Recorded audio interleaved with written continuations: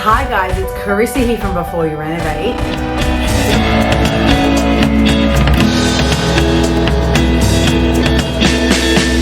Super excited to bring you yet another podcast in our Before You Renovate series, bringing insights to property owners who want to get more out of their properties and do things themselves but don't know where to start, what to do, how to do it, and want to learn like a sponge from people who have done it for years and years and years. Now, I have been in this industry for over 10 years. The business I've been running, Refurb to Invest, has been, I think, becoming 9 years. I did it for a year or two prior to that for myself, and it has been crazy. The depth, and I still am astounded with some of the things that I know, and literally sometimes I'm actually teaching my trades things. So I'm here today to give you guys some more insight that might help you progress your renovation or make you think about starting a renovation, or just help get maybe a renovation back on track and make sure that it's a bit more seamless, it's a bit more enjoyable, and you're getting a better result. So you guys know, if you've been watching my podcast and following our Facebook and Instagram page, we've also just released TikTok. I know I'm a little bit late in this whole TikTok thing. I literally thought it was just like a dance thing, and now I'm getting told it's like one of the best ways to promote. So go figure. I'm getting on that bandwagon now, so you might even see me doing some dance moves in my pink trader gear. Just because that's how I like to be when I'm on site. I like to have fun. Now, if you're not having fun in your renovation, then something's wrong. It's not going to be sunshine and roses every day, but the most part of your renovation should be an enjoyable experience. And it honestly pains me when I see posts on certain pages about people having the worst experience and it turned them off renovating. Now, I believe that is one, a high chance of lack of experience, lack of understanding how to communicate with trades, a lack of being able to recruit the right trades, possibly questions that weren't asked. Now, for some people, hearing this is going to be, oh, no, that was not the case. But I'm a big believer of when something doesn't go right, to what level was it my responsibility to do A, B, C, or X, Y, Z that would have probably made it all run a bit smoother. Now, that could have been that I missed doing some due diligence on a trade, that I missed documenting the plans properly and then a mistake occurred and that resulted in an argument, that I may have missed budgeting correctly and that created a bit more stress than what I needed, that I may have missed putting my schedule and my timeline together properly, which put more pressure on me to rush the trades. There are so many things that your project could end up in a bad state because of the lack of work you could have done first to get it to the right level. So that's why I bring you guys these podcasts. That's why we're creating workshops and webinars to help equip you all with the tools that I've learnt and I've taught myself from making mistakes over the last 10 years. Now, I want to go into that for 1 second, because someone said to me the other day, oh, if you hired more designers, could you just scale the company?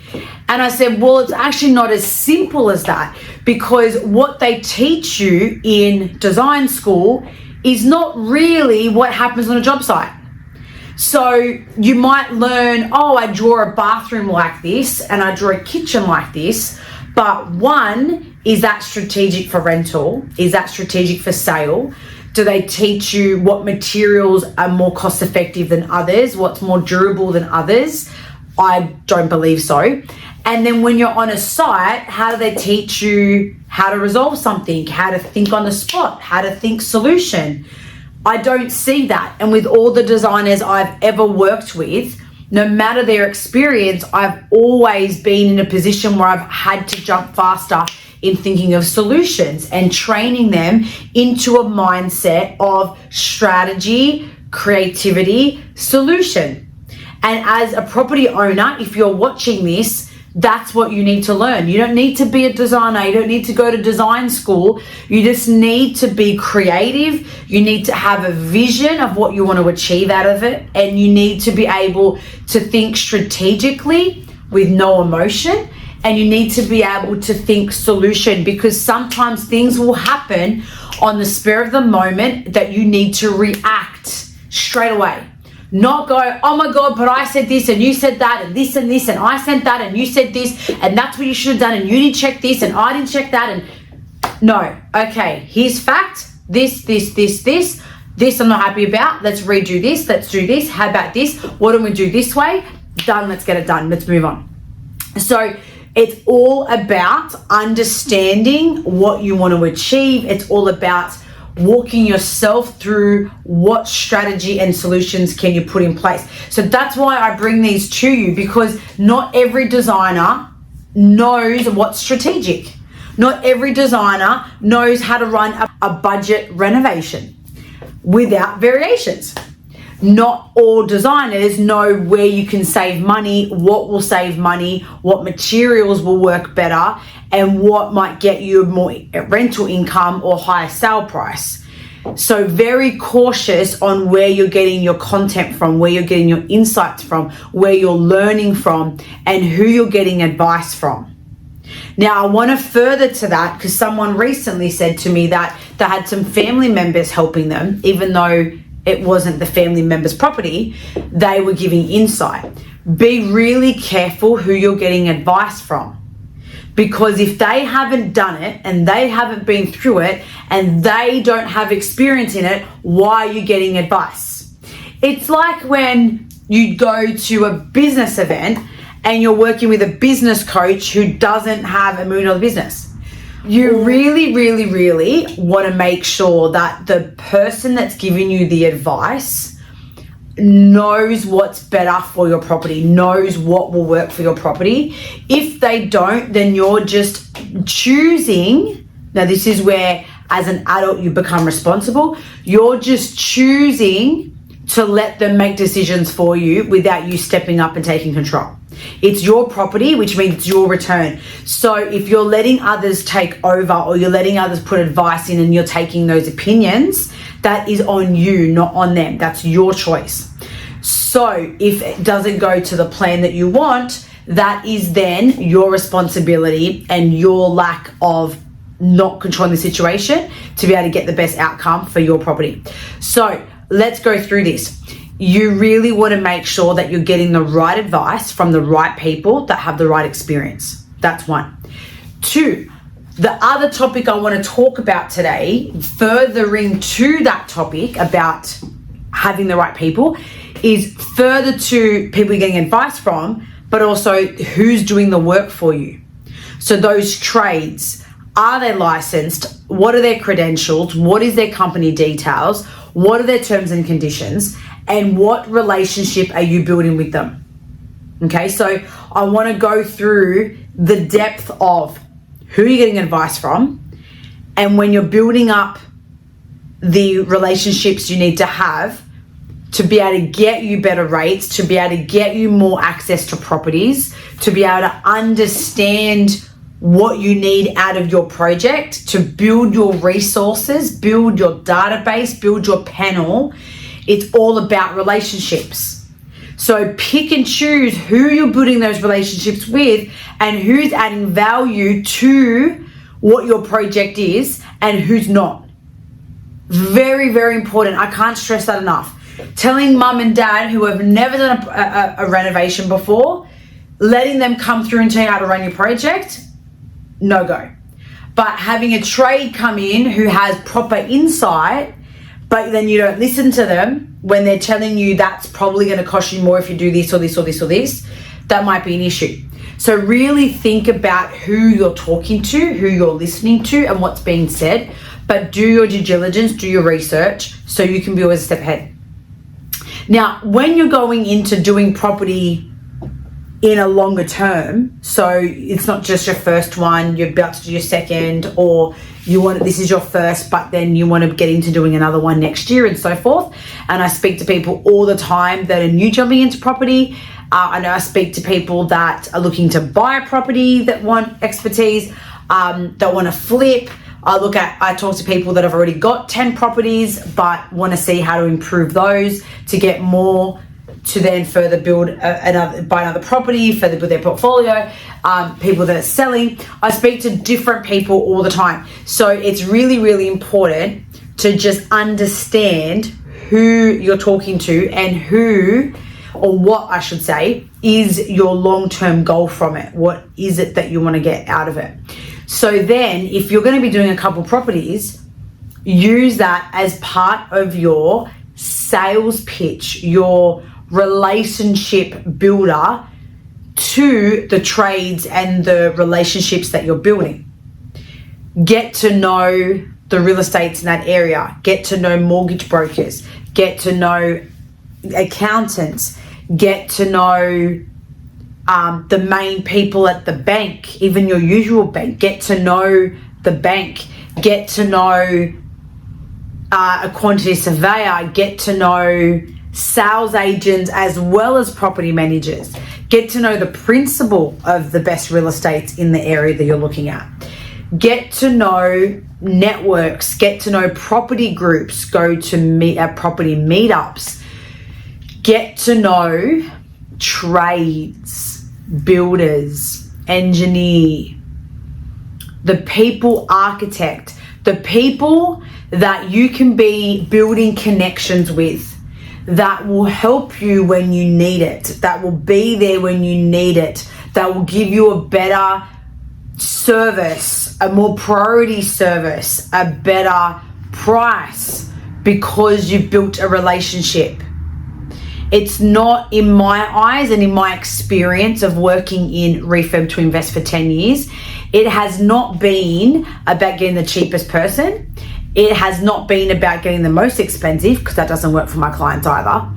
It's been about the ones that I can connect with, that work with my energy, that I know that just because of that relationship, I make them feel special, they make me feel special, we communicate, there's respect, there's trust, there's a relationship built, that if they know what my expectations are and I know theirs and we're compatible, then my client gets a better outcome, which for my service delivery is number one, because for our clients that come to us for Refurb to Invest, we need to get them better deals.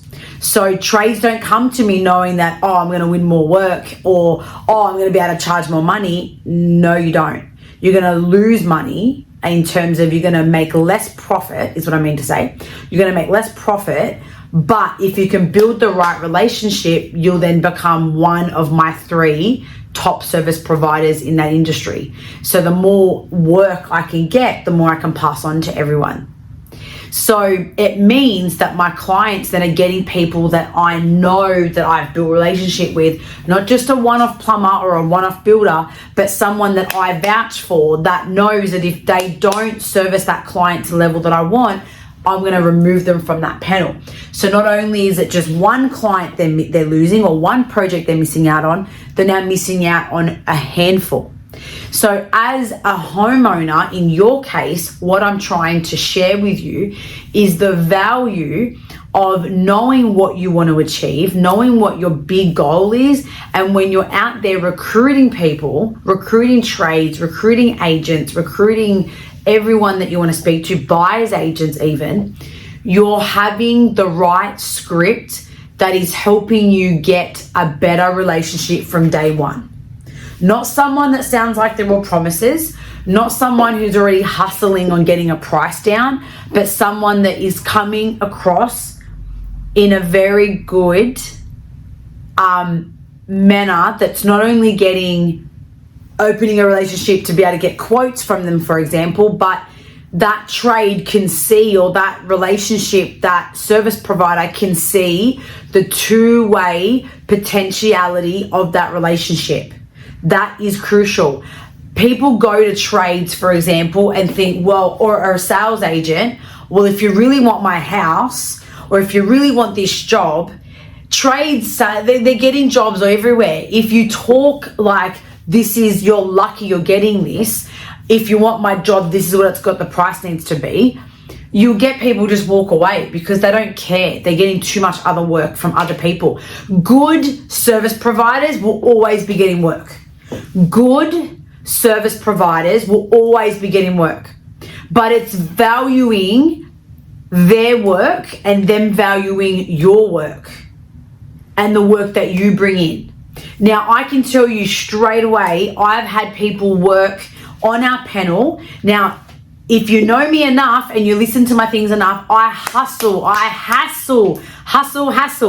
my trades to get the best pricing for my clients. Not because I want my trades to not make as much profit, because they make profit, not make as much profit, but I need my clients at a certain price point for them to make a return on investment. So I say to my trades, if I can give you multiple jobs to quote and you're at the right price point that works for you and works for my client, then we're all happy. That might mean that they might lose a bit of income, lose a bit of profit, but they're getting a chance to quote every single job that I get in. I'm basically becoming a sales arm for them, as long as they're ticking the criteria for my expectations and the same back. It's a two-way street. They have expectations too. So when you start thinking about the grand big picture of that, you start building a better relationship, a stronger relationship. I've had people tell me that even though they make less money on my projects as a bigger picture, okay, we make $5,000 when we could have charged $5,500 or $6,000 if we went to a living client. They're getting regular work and they're getting things documented, they're getting communication, but they're getting the relationship with us that is enjoyable. So I've had people say, I would rather not make as much profit and not have to run out getting more jobs to work with you, to be able to have the fun and the relationship and the consistency that we have. So when you're building it as a homeowner, think of the bigger picture, not just this one project, but what else could come from it? What else could you recommend for them? But what is the two-sided, the two-way relationship that you could build that's going to add value to them and to you? And what is your expectation and their expectation? Very important that you really get a deep understanding of this, because this will help when you're doing your projects. The last thing you want is to be building regular projects and forever changing trades. Even as a builder, when I hear any of my builders have over the years have had new trades all the time, I question that straight away, because that tells me that they're not good at building relationships, which means their trades won't give them priority, their trades won't give them good rates, and their trades won't do the work to the level that we need, because they're probably dropping and stopping and starting them all the time. So really important to think of the whole project, not just to get some quotes, but what are you doing to build relationships with the service providers that are going to add value to your property, to your project, and get you the outcome that you need. Guys, I hope you've enjoyed this podcast as much as I have loved talking to you about it. Keep me posted on how you guys are going with building your relationships with your trades and watching who you get advice from. Please, please, please. Now don't forget, like, share, and save this video. Comment, let me know what you got out of it, if there's any tips that you want to add to this or any particular wording that helped with the trades and the service providers that you've started building relationships with, or let me know what you got from it that's going to help you with building the start of your relationship building that you've got to start now for your projects too. So guys, I look forward to speaking to you again on our next podcast. Happy renovating.